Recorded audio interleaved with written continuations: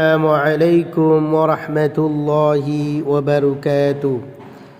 সম্মানিত মুসলমান ভাই ও বোনেরা, আমরা এর আগের ভিডিওতে 12 আর এবং 13 নং তাসবিদ দিয়েছিলাম। তো এখন 14 নং তাসবিদ শিখব। মধ্যে লাজিম হরফি মুকাফফাফ অর্থ হালকা অক্ষরকে টেনে পড়া আবশ্যক। যে অক্ষর বানান করলে এক আলিফ মদের বামে আসলি সাকিন পাওয়া যায়, সেই অক্ষর 4 আলিফ পরিমাণ টেনে পড়তে হয়, টানতে হয়। মধ্যে লাজিম হরফে মুকাফফাফ তাকে কয়। যেমন দেখেন, সিন, এখানে আবার বানান করে দেওয়া হয়েছে সিন। صاد,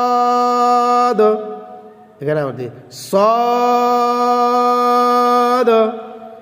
মিম,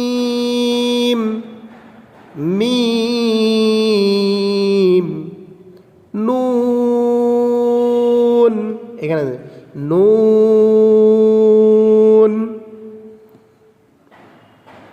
তো 14 নং তাসবিদ আমরা পড়ব ইনশাআল্লাহ, খুব গুরুত্ব সহকারে পড়ব। এখানে দেখেন যে এই 5টি বর্ণ, যেমন হা, বড় হা, ছোট হা, হা, ইয়া, ত, গ, এই আলিফ পরিমাণ টেনে পড়তে হয়। শুধু এই 5টি বর্ণ কি হবে? হা, হা, ইয়া, ত, গ, এই 5টি বর্ণকে একালিফ পরিমাণ টেনে পড়তে হয়। তো এটা আমরা ভালো করে দেখব ইনশাআল্লাহ। আমরা পরের ভিডিওতে ইনশাআল্লাহ 15 নং তাসবিদ তুলে ধরব। আমরা পরের ভিডিও দেখব ইনশাআল্লাহ।